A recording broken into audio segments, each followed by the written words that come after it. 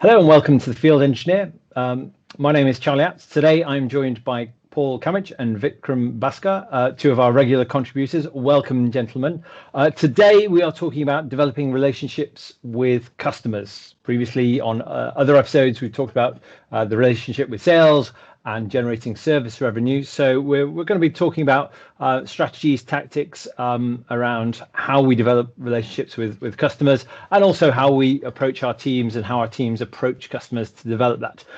Before we kick off, I'm going to invite Paul, who just off camera we were talking, just discussing things, and he's got a great quote, and I'm going to ask Paul to repeat the quote, and at the end of the video we'll come back and see and give the answer of who the quote is from. If in the meantime you have any guesses, don't cheat, don't Google it, write them in the comments. But Paul, if you want to give us the quote that we would. This is a quote I use all the time when I'm talking to teams about customers and managing customers, and I think it's the best quote I've ever seen on how important a customer is for any business. And the quote goes, "A customer is the most important visitor on our premises. He is not dependent on us, we are dependent on him. He is not an interruption in our work, he is the purpose of it. He is not an outsider in our business, he is part of it. We are not doing him a favour by serving him.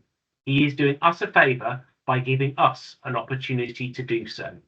And then I normally do ask people, can anybody guess which incredibly famous business leader made that quote? So as Charlie said, we will tell you at the end of this podcast. So Paul, stick it in the comments who you think it was, and you never know, either Charlie or Caroline or someone will answer you and say, yep, you got it right, or try again. Excellent. Thanks very much, Paul. Vikram, any reflections straight off the bat on that quote? That's a superb quote, and my mind is racing as who that could be. But as to what it conveys and what it sort of exemplifies is it sort of really typifies, I think, how you look at service and how you look at what we offer. It's very holistic. It's very sort of humbling to read that, and I think it almost sort of makes me go rah rah and run through a brick wall kind of thing of this is what we're here for. During our last discussion, one of the things I mentioned was about quality being everyone's responsibility. I don't know if I clarified, but service very much so is everyone's responsibility in that function of who we're here for, what are we trying to do, and what does that look like from top down, not just from the people who take the customer service call, but the field service people on the front end who are the tip of the spear reacting to a customer issue and whatnot. And it's all holistic in recognizing we're all part of the same team, we're all moving in the same direction, we're trying to. It's not just about getting the instrument up and running again, or making sure that there you have instrument uptime. It's trust, it's reliability, it's that relationship building from which everything stems and grows. So I thank you for starting off with that really powerful quote. I'm going to have to put that up on a wall or something. That's just superb. So Paul, when you give that to your teams, what's the reaction, and then what does that lead into? Where do you go from there after inspiring them with that? Well, yeah, that's the hope. I'm not sure running through brick walls was what I was hoping for, but great if it makes you feel like that. Do you know what? I mean, I think those of people who are listening who actually have to interface with the customer, and whatever industry you might be in, they tend to be the ones who are the best at customer management because they see the customer's pain, they witness it on a daily basis. If a machine that they are trying to repair is broken, they see the face of the customer, whoever that might be, and the struggle. The challenge normally is in the back office, where it is far easier to lose that connection between the work I do, whether it's preparing a quote or packing a box, or in fact any other part of the business, actually delivering customer service. And it's how do you get that so that everybody feels like the customer is the most important, exactly as that quote says, the most important person in that business. And I think the other thing from my perspective as a leader is that you have to frame the customer as more important than you.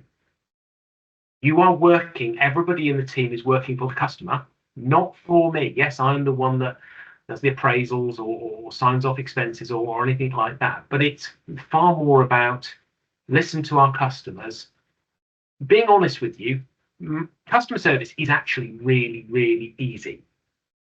Say what you do and do what you say. Right. Don't promise something that you can't do. Do what you can do and be honest. Simon Sinek said it, didn't he? He another great quote. It's, trust in customers is built on telling the truth, not telling people what they want to hear. And I think we are in danger sometimes of trying to get people off the phone, and we hear it all the time in call centres and what have you. We all point to where customer service is bad. We can frequently pick up times when customer service is great. But what we don't do is then take those examples and say, well, what does that mean to us? What do we have to do? So what I've frequently done with teams is actually get them to list. Okay, you're all being customers, whether it's buying car insurance or going to the shops or anything. What do you think is great service? What would you go, do you know what? You'll get a 10 out of 10 on a review that you might send to me. And it's really simple, the activity, right? Just, stick it on a board, write it on a Post-it note, whatever. What does it look like to you? And can you codify that into what you do? Can you take that and think, actually, I can do that. It's not difficult. Yeah. So I'm put in mind, so I've done some reading around this, and one of the books I quote to my teams is The Effortless Experience. We all know as a customer, when we have to do something extra, if we're waiting on a phone, if we have to call back, if we have to, do a little bit more, we need to remove those barriers, right? To have that experience, remove the barriers, make it super easy for the customer, rather than making the customer do extra work. If we can identify, oh, hang on a second, let me put that order in for you, rather than you have to look up a part number or whatever. Tell me what it is, I'll figure it out, and reduce those barriers. So that's one of the things. But I think delving into what is it that our teams deliver, and how do we generate that link between, particularly the back office, as you say, Paul, those who are in front of the customers feel the pain and are very immersed in it. The people who are on the end of the phone, maybe, or maybe not, from a customer perspective, maybe they don't even interact with a human. How do we then, change that? Let's say it is a human. Do we get those people out in the field? Do we introduce them to customers? Do we get customers? Getting that human connection can drive that improvement of, oh, I know this person, and then deliver better service. So, how do we go about doing that? Vikram, have you got any ideas on that front? I did a whole host of ideas. I don't know if they're coherent, but hopefully that they'll come through and they'll clarify. But I've taken some good notes. And to Paul's point originally about making sure your teams are really aware. It almost sounds like you're really driving home the point about the golden rule, really at a really granular level of how would you like to be treated, and therefore use that as an experience or as a starting point from which to deliver that. To your effortless experience and minimizing any overarching extra steps that anyone would have to do. One of the things we did, and I really pushed this, was when we bring anybody onto the team, whether they're internal or external, you have an onboarding process that really goes through the entire life cycle of the product and the customer, specifically the customer journey. Sure, the customer touch points are on the front end, or on downstream, but how everything you do makes a difference or makes an impact on the client and the customer, and patient outcome, clinical outcome, how do they feel? And regardless if you're in logistics, you're in supply chain, you're in R&D, or wherever you are, you have a little bit more ownership, as opposed to saying, look, I'm in software dev, the testers are over there. Once I ship my product, it's got nothing to do with the end user. You actually have a little bit more awareness. How do you get them in the ownership component is, and this is mainly tied with metrics and KPIs, basically saying, how can we relate our performance to see how our customers are actually receiving the product. Right now, it's not always easy. It's not a direct translation. It's not always simple to put codify numbers to some of these things, but it gets you in place and has a system or a process to go, this is where the workflow is. This is where you are sort of fit into that role. This is how we can make a difference, and then keep moving forward. And then providing that feedback loop of metrics. It doesn't necessarily need to be tied to their direct performance, but looking at the product and customer delivery as a whole. Having customer experience not being a sub function of marketing, right, or this little data-driven marketing function, but it is a holistic customer experience, nose to tail a process that I frankly, and again that's because of my bias, that service should really drive and own. It's interesting, isn't it? A lot of companies are using customer effort score now, and some even to the point that they're saying it's more important than Net Promoter Score. So this is, the $1 million question. Did you find it easy to work with our company? To take your point, Charlie, about, can I enter the order for you? Can I do this for you? The bit I think a lot of companies forget is that's wonderful, and we get these metrics and we have the nice dashboards, and execs sit in offices on calls like the one we're on, but they don't think to do the obvious, which is to get in their cars, drive to the customer and say, hey, how do you find it? Because if you ask a question, then your customers will give you some really, really powerful feedback, particularly if you've got a score on customer effort score that I don't understand this. We spent all of this money, we spent all this time. Why are we still getting this? You may have asked your teams and they've told you one thing. I mean, the Japanese have a saying, it's used in customer service, continuous improvement, of going to Gemba being the place that the work's done.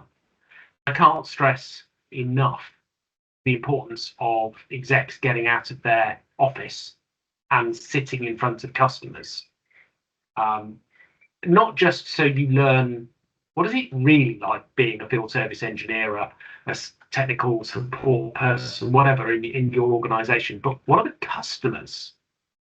Because you probably won't be allowed to have the screwdriver because you're not, well, Charlie is, but the rest of us aren't competent to hold screwdrivers these days.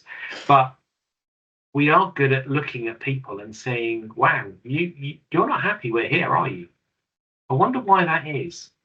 Why do you not like the fact we're here? Or you're welcomed with open arms and the field service engineer's known by their first name and knows how they take their tea, and asks about the kids or the dog or anything like this. You can instantly tell, okay, we have got a great customer management team here. Forget what the metrics are saying. We're good. Or actually, the metrics are saying we're good, but I'm detecting a real chill here. So I think it's really important that we as leaders understand, as well as asking for that unfiltered feedback from our teams and making sure that they feel as if they can. I hate the phrase safe space, because typically when leaders say something is a safe space, it probably means it isn't. But if we're fostering that culture of saying, call it as it is, then if C says, no, we've messed up with this customer, okay, I want to hear about why. And probably I want to sit down with you over a coffee to understand, what have we done? Can we rescue this, or is this terminal? There's a wonderful. So please, no, Charlie, go ahead. So I was just going to pick up. I think clearly one of the important parts of leadership in field service is, if you're not going and seeing your customers, something is very wrong. And you might have all the data might be good, and people are saying good things to you, but there's nothing like going and looking a customer in the eye. And you're absolutely right. If they're like, oh, lovely to see you, brilliant, okay, I can trust the numbers, and maybe I'll come back in 6 months. I don't have to worry about coming back next week. But if the numbers are saying good things and you turn up and you've got a frosty reception, your numbers aren't necessarily telling you the truth. The other thing I would say is, I recount a story from not too long ago, when a senior executive in a business went out to see a customer and came back, and on a company meeting was like, oh, and we found out all this stuff. And it really annoyed some of the employees, because the employees have been saying exactly that for months and felt like they weren't being listened to. And here we have some executive who spent most of his life in his ivory tower saying, "Oh, all this stuff," and everyone's like, "Yeah, we've been trying to get that through to you." And so you do need to make sure you're getting out there regularly, so you can, you have the buy-in from your employees as well, and particularly in field service, that your engineers aren't feeling abandoned and you're never there. One of the common complaints I've had as a manager is, we'd like you to spend more time with us, and it's difficult. You've got management to do, you've got to interact with customers, but absolutely, you've got to spend time with your teams as well. I'm a firm believer in, look after your people and they'll look after your customers. Sorry, Vikram, you wanted to add something. No, please. Lovely points there, Paul. When you were mentioning that idea, both of you were talking about getting out in the field. There's a wonderful clip of Jeff Bezos being interviewed when he's talking about how a metric of, I think it was first time to response, or was 90 seconds or less. I don't remember the exact numbers. And so for their customer call center. And so in that meeting, he sort of dialed the number, and 30 seconds went past, 60 seconds went past, 90 seconds went past, and now it's pushing, I don't know what it was, 5 minutes or 10 minutes. And there are red-faced other members of the team, but he's saying, okay, that's fine. It's not to point fingers, it's to say, is this the true experience? This is what the data says, which is exactly what your point was. It's one thing to have metrics and measure, but what is the real world information? And it needs to be coming from the management team to have a real understanding, not just going up the chain. When I've trained my guys, one of the things I've stressed to them when I bring them on board, and this is what I look for as well, and I tell them, I said, the technical ability is probably, and I'm making these figures up, but close enough to good enough, right? Is that technical ability is about anywhere from, is 30% of the job. How good you need to have an aptitude, you need to have an awareness and understanding, and you need to be switched on. How good your administrative skills are is about another 30%. Right? How good is your CRM hygiene? How good is your communication? Is it coherent? Is it clear? Is it on time? How well you deal with the customer, that is another 30%, where it's your engagement with them is so critical. How empathetic you are, how patient you are, and knowing that different clients will want a different sort of a treatment. Some people prefer the white glove, some people are much more casual or more colloquial. It doesn't matter, but do you provide the service that they're looking for? And that builds that trust. And if in the interview or in early training that people we can't see that, we recognize that they're not a good fit. They're not going to be able to represent what we're trying to do here. Yeah. Go ahead, Paul. No, it raises lots of questions, doesn't it? But you're totally right, Vikram. I mean, field service engineers are in an absolutely unique position within any organization. They are pivotal in sales. They are pivotal in customer relationships. They are pivotal in customer retention. Pretty much every single part. If you have a business where field service engineers are employed, they are the eyes, the ears, and the brains often of the organization. And what frequently frustrates me, and clearly, as you were saying earlier, Charlie, frustrates the engineers, is when they're not empowered.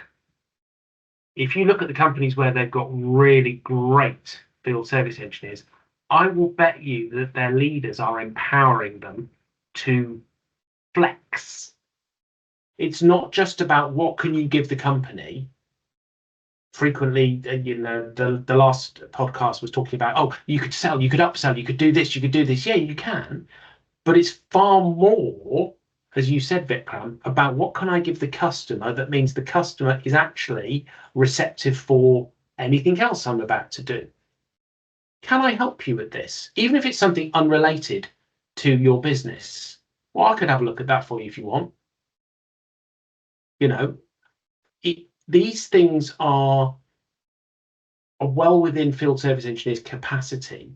And the bit that really annoys me is when managers have put in such rigid guidelines about, oh, this job will take you X amount of time, or you need to do 4 more calls. And the engineer is now looking at their iPad thinking, where have I got to get to next? What is my next job? Not looking at the customer at the end of the activity, whatever that might be, thinking, have I satisfied you? Are you happy? Do you need something else? And it really frustrates me. I mean, there used to be an old phrase that Terry Leahy, the guy who took Tesco's in the UK from being a really rubbish, low grade supermarket up to being at one point taking one in every £10 spent in the UK was at a Tesco's store. So this is a business guru of and he used to send secret shoppers into Tesco stores, allegedly, according to this story, that would find a member of staff on their hands and knees stacking shelves, and they would train them to say, "Oh, excuse me, but could you tell me where, I don't know, the tins of tomatoes are, please?" And if the staff member said, "Oh yeah, aisle 13, midway down on the left-hand side," fail. Let me They take had to get up. Yeah. Let me show you, sir. Take you through there. Right. These are our tins of tomatoes. Is there anything else I can help you find? And the argument was, if you do it the other way around, the idiot like me, who's the person asking it, would go down. I'd be in 12, not 13. I'd look and I'd see pasta or whatever, baby wipes, and think, "Oh, this store's ridiculous," and walk out. And so there was a revenue idea, but it was empowering the staff to think the right thing to do here is what I should do, which is get up and help, not focus on stacking the shelf. That ties in really well with the quote you started the pod or the our chat with as well, of going above and beyond. It's exemplary, and it empowers, that builds that level of trust and I'm trying to think of the right phrase, where loyalty, excuse me, with the client, that I will come back for that experience, or using the Tesco example, but in other instances of having a loyalty for, whether it's during renewal or whatever the case may be of the life cycle of the product or the instrument, saying, I'm not just looking at the results or the footprint or the cost per unit, but I'm looking at it holistically as what are we getting when we sign on with this team, because I want that guy, I want that person, I want that lady to look after us. So I think so. We're pulling out empowerment there of your teams as another important piece. So making sure you're spending time with your customers, making sure that your teams are empowered. Paul, your mention of empowerment. I've had a couple of experiences at a supermarket where the cashier has had the authority to decide, actually, I'm going to give this customer, so it's happened to me a couple of times. I have got free flowers at one point for a reason, whether that was, and I've seen it happen in other places where the customer's been upset and the cashier has had the power to be like, you know what, you're having a bad day, these flowers are on us. And that stands out. And those are the opportunities to delight. And having, I'm of the opinion that going above and beyond, i.e., customer delight, is. I don't think you should try and do that every time. It's possible, but it gets expensive. So if you're a premium brand, maybe that's the way you want to do things. But making sure your teams are trained well enough to spot opportunities to be like, hang on a second, I can go above and beyond here, and it's going to make a significant difference to this person in this time. They will remember it, and they may well tell the story. And so having those opportunities and making sure that your teams are recognizing and have not to worry about, well, I might not get my report in on time if I spend an extra bit of time doing this. I think that's important. And to your point, making sure that your teams know where the priorities are. And we talked a little bit about training and how we onboard people. Are there any specific things that we should be doing when we get new people in to our organization? Obviously get them in front of customers, but have them with an experienced field engineer. What else should we be doing to make sure our teams understand what we're expecting of them? I'm going to throw that out there. Please, Paul, please. So you're right. I mean, I think the first thing is take as much time on focusing on how you deal with customers, because Vikram said earlier, 30% of a field service engineer's job is actually managing the customer. Yet we probably focus 90% of the training on the product. The product will not buy another service from you ever. Okay. Canon or printers.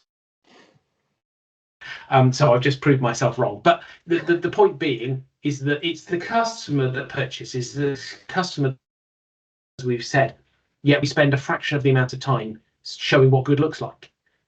And we all understand. I love the phrase you used there, Charlie, customer delight, because it is one that we could use. And you're right, we can't do it for every customer. The reason we as human beings like that is because we think we've got something that we weren't expecting. If we always expect it, if you always expect a mint on the pillow or the car to be valeted after you've taken it to a service or whatever, then it becomes a hygiene factor. It becomes something you expect. But if you come back and your car has been cleaned, or there is an extra set of biscuits in your hotel room when you go and you think, oh, wow, this is a nice place. I like this.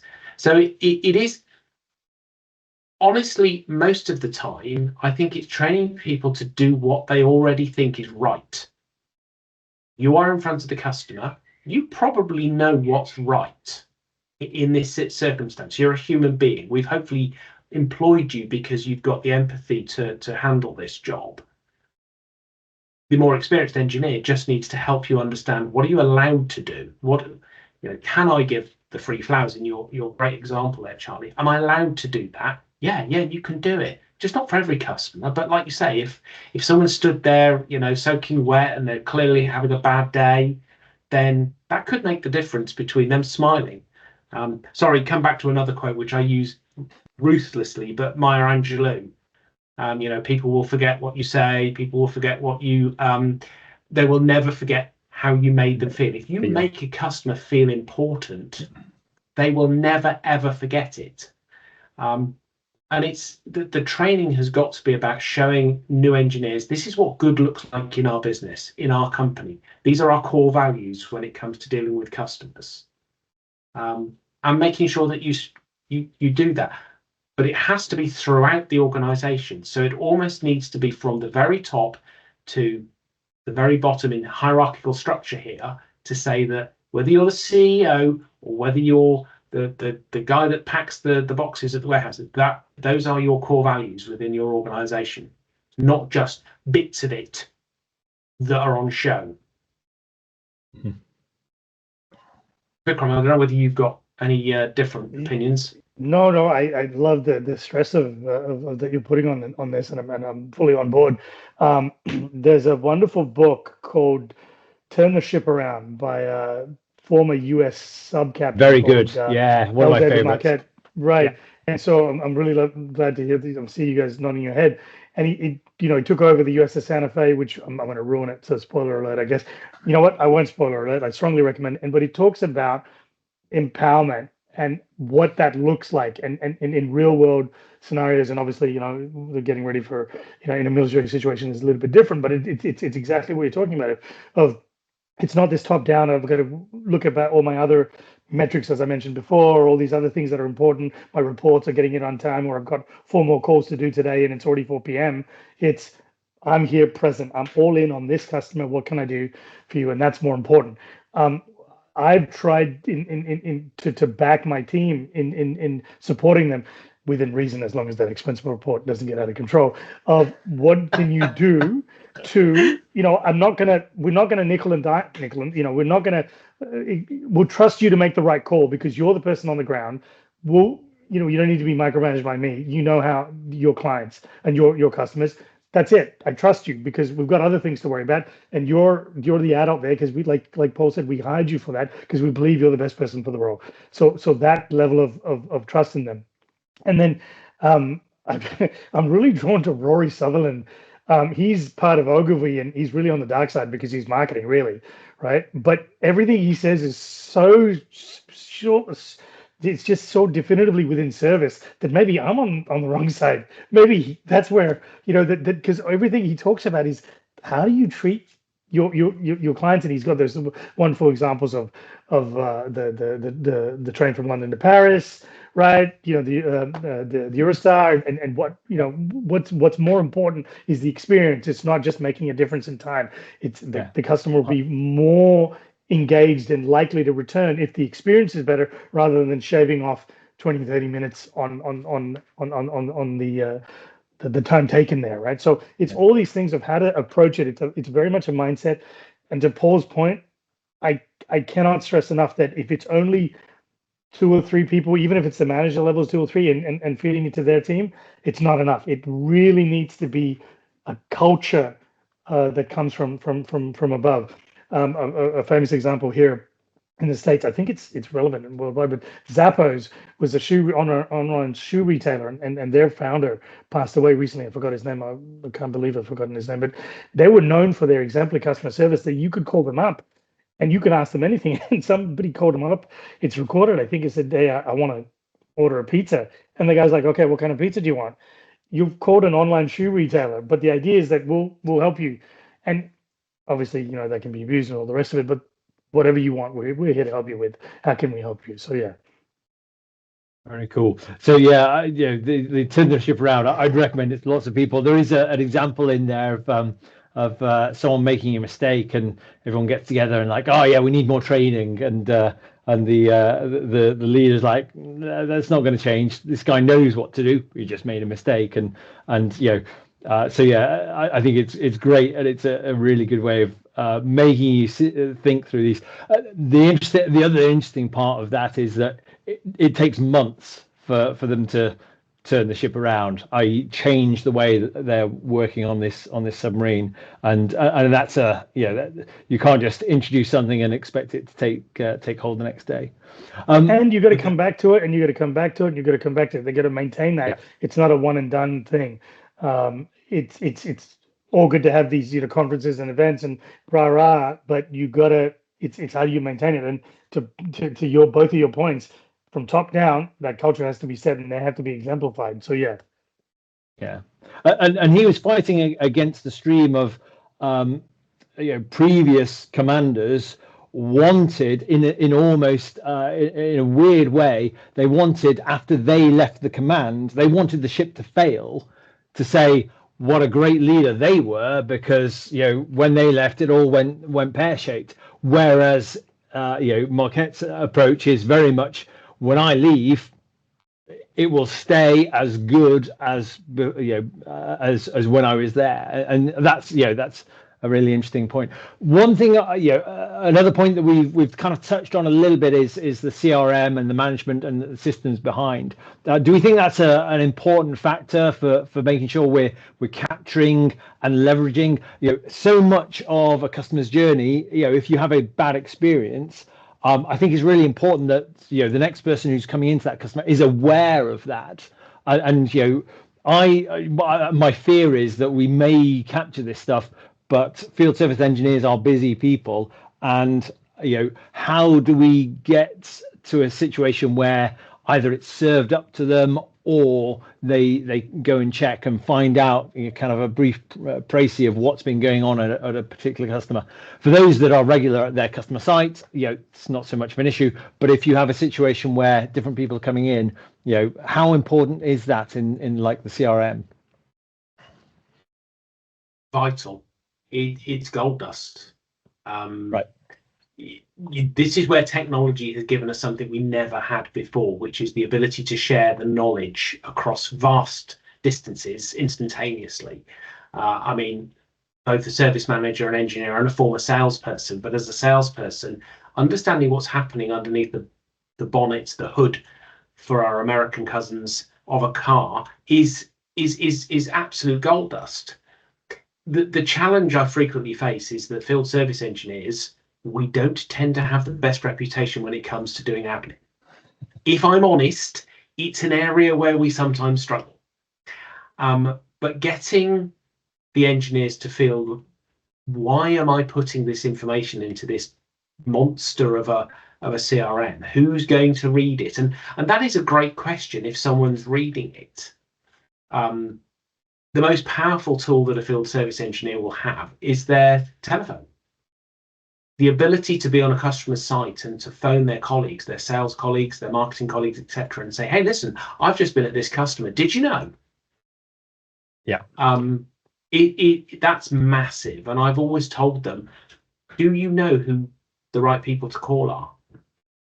Because if you don't, and to be fair, this is training I often give to salespeople rather than engineers, because if you don't know who your field service engineers are, you need to find them and you need to buy them a coffee, because they will give you information you can never get off anybody else. You'll never find it as a salesperson. You will never get told it. Yeah, you can look in the CRM, but you won't get the feeling, you won't get the emotion of what's happening, because the engineer will be cautious with what they write for obvious reasons. So making sure that they feel, again, empowered to pick up the phone and share the information. Hey, listen, this customer, they're really not happy with us at the moment because of this, because of that. Right, okay, let's think about it. What should we do? It is massively important. I love the strength of the language you use, that vital, necessary for the continuation of life. 100%. I'm all on board, and the importance of having that documentation. The CRM hygiene needs to be exemplary. In quality, one of the things they talk about, and we were trained on, was whether you're doing a non-conformance, a complaint, a report, or a CAPA, you need to have it so clear and so easy to, so clear and coherent, that if you're called 5 years later, you've left the company and they call you 5 years later, that you should be able to read and go, I know exactly what this is saying. That it needs to be in that level of clarity, not necessarily detailed. And it's similarly in the CRM. Part of any root cause exercise, part of any troubleshooting is to, don't solve it, replicate it, but also what is the history of what's happened here, right? And that part of that history is not just instrument history, but also what's going on with the site itself. So you have a better awareness, not just to trend and track and make improvements, and but also to support the client and see what's actually going on with them. And once you're finished with the site, or when as part of a status update, not just those emails or CRM updates, but have a conversation with your engineer, right? And 100%. And that goes both ways. I push the team to be proactive as well on their point of reaching out and saying, hey, this is where we are. Being very open and being transparent is one thing, but being also forthright in, this is the concern I have with the operators are okay, but the lab directors are not happy, or whatever it is, and providing that a color to what you're facing with the instrument. Yeah, and this kind of comes back to the full circle. The engineers are the eyes, ears, and face of the organization, and they are in a very privileged position to capture a lot of that feeling of what's going on with the customer. Not just the did we fix it, yes or no, is the customer happy, and not just with our products. Are the grumblings about the services they're receiving from competitors? Are they having problems with competitors? And again, absolute gold dust. And I would hope that field engineers are switched on and commercially astute enough to think, hang on a second, I need to pass this on, without telling tales, but also it's valuable to the business and potentially valuable to the customer. If the customer wants better service and we as an organization offer that, then absolutely let's get in front of the customer and pass that on to, whether it's sales, whether it's quality, whoever it may be, and let's action that. So I wholeheartedly agree. And being able to capture it in CRM is great, but doing something with it is the important piece. There's probably a question here, because we all agree, and we see it all over the internet, on LinkedIn, etc., how important field service engineers are to any organization. Yet why do they frequently feel so undervalued? That's probably for a different podcast. That's an excellent opportunity to maybe we'll pick that up in a future podcast. I might need to make a note of that. Excellent, Paul. Yeah, that's a very good point.